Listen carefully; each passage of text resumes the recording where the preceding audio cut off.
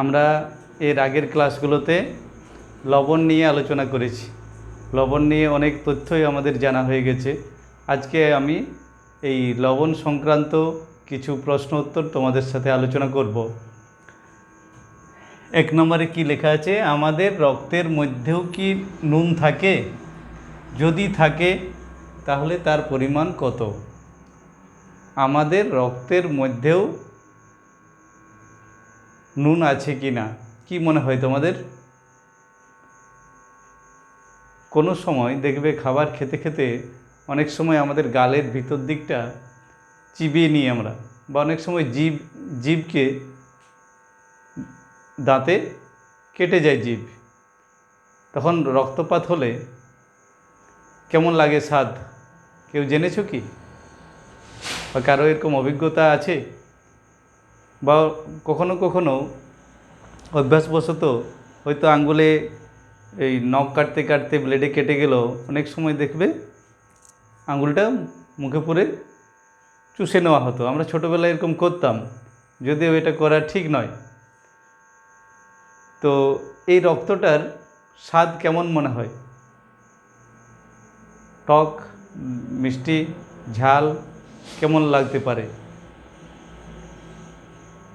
টক, মিষ্টি, ঝাল কোনোটাই লাগে না, রক্তের স্বাদটা নোনতা বলে মনে হয়, তাই তো?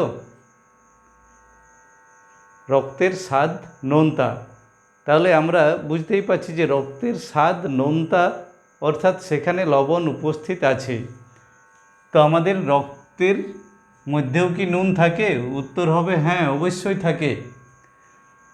এরপর বলা হচ্ছে যদি থাকে তাহলে তার পরিমাণ কত? তো আমাদের রক্তের মধ্যে, তোমরা আরও যখন উঁচু ক্লাসে পড়াশোনা করবে তখন জানতে পারবে আমাদের রক্তের দুটো উপাদান আছে, রক্তরস আর রক্তকণিকা। তো রক্তের যে জলীয় অংশ বা তরল অংশ তাকে বলা হয় রক্তরস। এই রক্তরসের মধ্যে NaCl আয়নিত অবস্থায় থাকে। এই NaClকে আমরা কি বলি? এই NaClই হচ্ছে খাদ্য লবণ, একেই তো আমরা খাদ্য লবণ বলি। তাহলে আমাদের রক্তের রক্তরসের মধ্যে NaCl আয়নিত অবস্থায়, অর্থাৎ সোডিয়াম আয়ন আর ক্লোরাইড আয়ন রূপে আমাদের রক্তের মধ্যে থেকে থাকে। এখন প্রশ্ন হচ্ছে সোডিয়াম ক্লোরাইড কতটা পরিমাণে থাকে? আমাদের প্রতি 100 ml রক্তে, প্রতি 100 ml লিখে নেবে, প্রতি 100 ml রক্তে লবণের পরিমাণ, NaCl এর পরিমাণ, NaCl এর পরিমাণ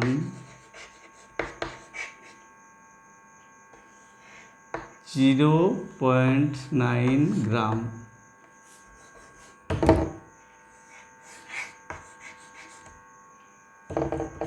তাহলে প্রতি 100 ml রক্তে, অর্থাৎ 100 ml রক্তে NaCl থাকবে 0.9 গ্রাম, মনে রাখবে। তাহলে আমাদের রক্ত কতটা থাকে? সাধারণভাবে একজন সুস্থ ব্যক্তির, প্রাপ্তবয়স্ক সুস্থ ব্যক্তিদের দেহে 5 থেকে 6 লিটার, গড়ে 5 থেকে 6 লিটার রক্ত মানুষের দেহে থাকে। তাহলে 5 থেকে 6 লিটার রক্তে কতটা লবণ থাকবে এটা তোমরা হিসেব করে বার করবে। 100 ml রক্তে NaCl থাকে 0.9 গ্রাম। তাহলে 5 থেকে 6 লিটার রক্তে কতটা লবণ থাকবে এটা তোমরা হিসেব করে বার করতে পারবে। ঠিক আছে, তাহলে এই প্রশ্নটা হলো আমাদের রক্তের মধ্যেও কি নুন থাকে? হ্যাঁ, অবশ্যই থাকে। যদি থাকে তাহলে তার পরিমাণ কত? পরিমাণ হচ্ছে প্রতি 100 ml রক্তে সোডিয়াম ক্লোরাইডের পরিমাণ 0.9 গ্রাম। ঠিক আছে, 0.9 গ্রাম। এই হলো আমাদের প্রথম প্রশ্নের উত্তরটা পেলাম। দ্বিতীয় প্রশ্নে কি বলা হচ্ছে, বেশি নুন খেলে রক্তচাপ বেড়ে যায় কেন? এখনকার দিনে এই উচ্চ রক্তচাপের সমস্যায় অনেকেই ভুগছে। অনেক লোকের ক্ষেত্রে দেখা যাচ্ছে এই উচ্চ রক্তচাপের সমস্যা। এর একটা কারণ এই আমাদের অতিরিক্ত নুন খাদ্যের মাধ্যমে গ্রহণ করা। তো প্রশ্নটা হচ্ছে কি, বেশি নুন খেলে রক্তচাপ বেড়ে যায় কেন? এটা আগে জানবো, তারপরে জানবো যে এটা কিভাবে বাড়ায়।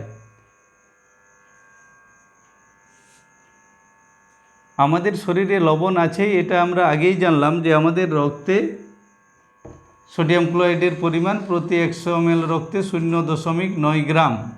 এরপর যদি আমরা আরও বেশি লবণ গ্রহণ করতে থাকি তখন রক্তে কি হয়, সোডিয়াম ক্লোরাইডের পরিমাণ বাড়বে, অর্থাৎ সোডিয়াম আয়নও রক্তরসের মধ্যে বাড়বে। রক্তে যদি সোডিয়ামের পরিমাণ বৃদ্ধি পায় তখন রক্ত কি করে, তার পাশাপাশি কোষ মধ্যস্থ জল থেকে জলকে গ্রহণ করতে শুরু করে, অর্থাৎ রক্তের মধ্যে জলের পরিমাণ বৃদ্ধি পায়। তাহলে রক্তে জলের পরিমাণ যদি বৃদ্ধি পায় তাহলে ওই যে বললাম যে আমাদের শরীরে 5 থেকে 6 লিটার রক্ত আছে, এইখানে কি হবে, এর পরিমাণটা বাড়বে। এখানে যদি আরও জল মিক্স করা হয় তাহলে এর পরিমাণটা বাড়বে।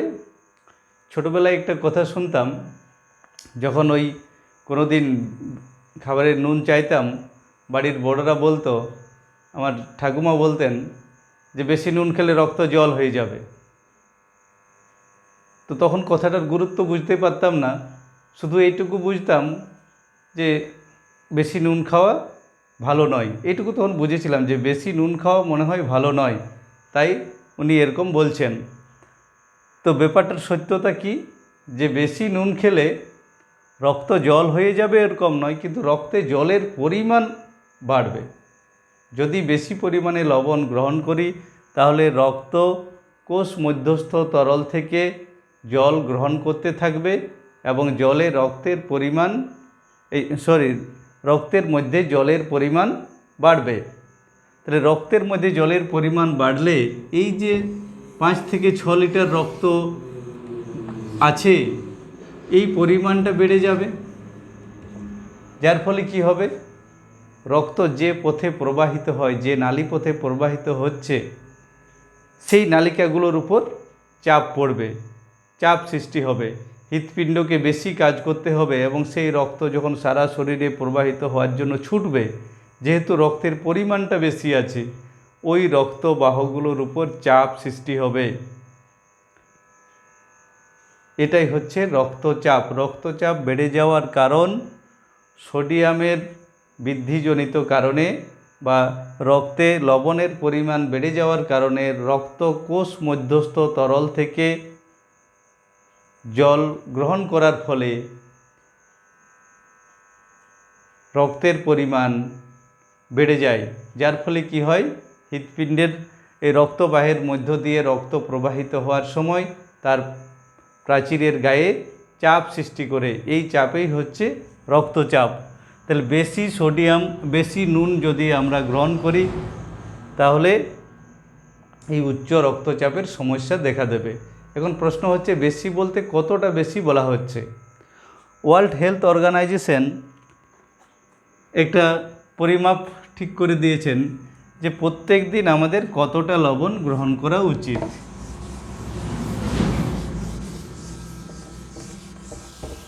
এই সংখ্যাটার এই পরিমাণটা যদি তোমরা শোনো একটু অবাক হয়ে যাওয়ার মতোই ঘটনা, যে ওয়ার্ল্ড হেলথ অর্গানাইজেশন মানুষদেরকে যে পরিমাণ লবণ সারাদিনে গ্রহণ করতে বলছে তার পরিমাণ মাত্র 5 থেকে 6 গ্রাম, কিন্তু আমরা বাস্তবে এর চেয়ে বেশি লবণ গ্রহণ করছি।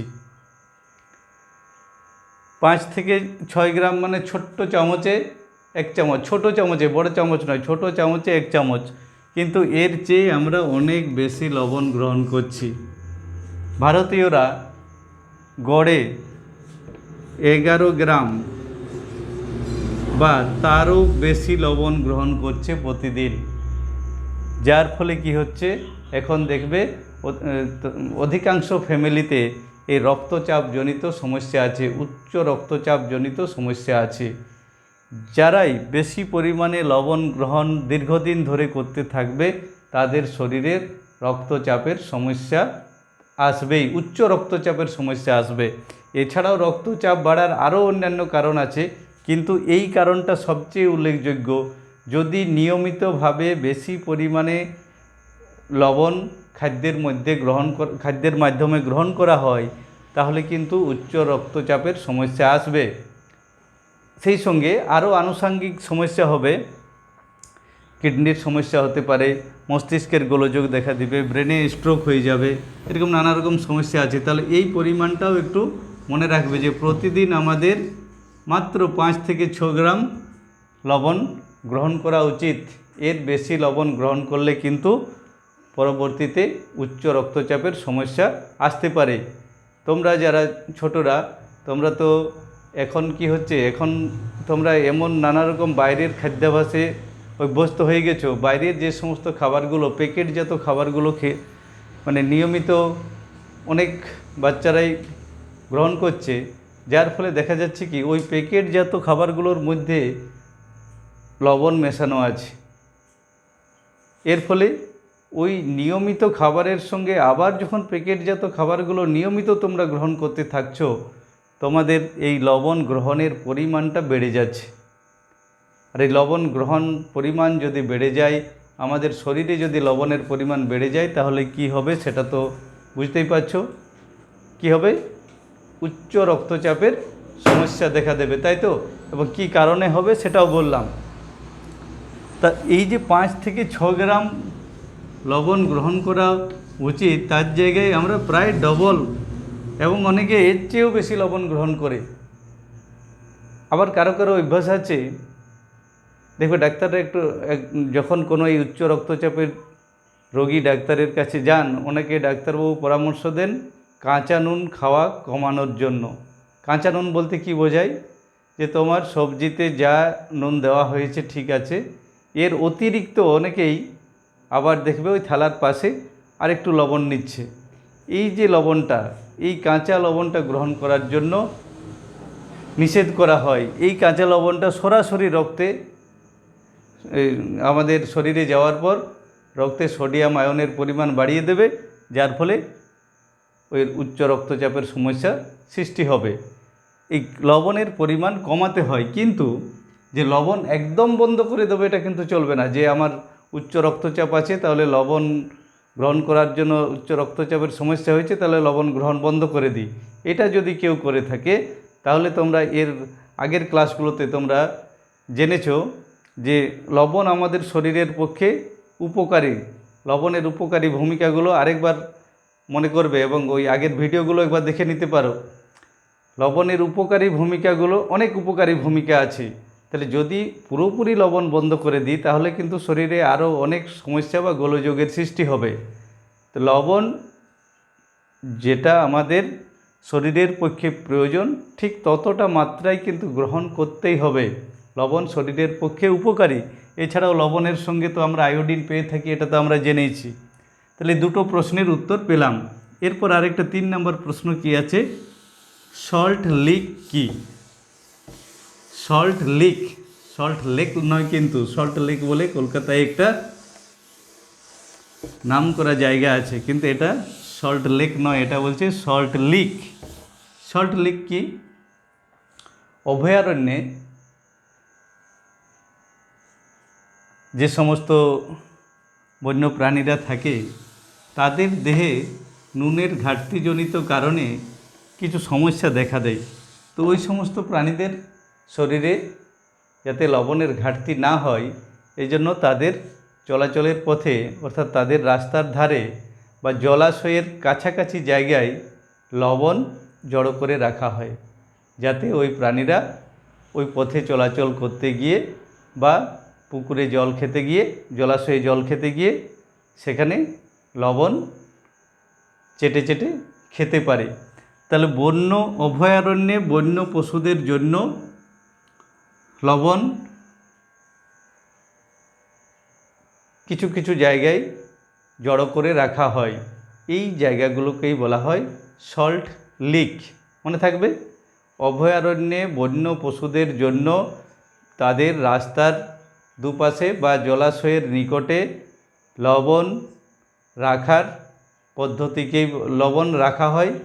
এই পদ্ধতিকেই বলা হয় সল্ট লিক, বা এই ঘটনাটাকে বলা হয়, ওই লবণ রাখার যে ব্যাপারটা সেটাকেই বলা হয় সল্ট লিক।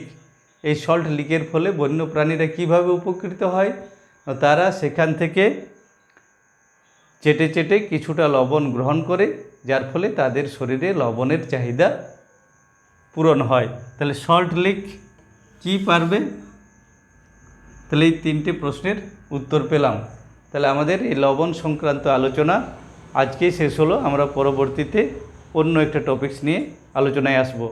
ঠিক আছে, পুরো লবণ সংক্রান্ত যে আগের ভিডিওগুলো আমি দিয়েছি ওগুলো একবার দেখে নেবে, আর বইটা বারবার রিডিং করো, তাহলে তোমাদের অনেকখানি সমস্যার সুরাহা হয়ে যাবে। বই বারবার রিডিং পড়ো, যখন প্রয়োজন মনে করবে আগের ভিডিওগুলো আমার দেখে নেবে, সেখানেও কিছু প্রশ্ন উত্তর আলোচনা হয়েছে। আর লবণ সংক্রান্ত যতগুলো প্রশ্ন করতে পারো সেগুলো খাতায় নিজেরা প্রশ্ন বানাবে আগে। এই লবণ নিয়ে যতগুলো প্রশ্ন করতে পারো প্রশ্ন আগে বানাবে, তারপর তার উত্তরগুলো লেখার চেষ্টা করবে। সেগুলো আমাকে হোয়াটসঅ্যাপে পাঠাতে পারো। ঠিক আছে।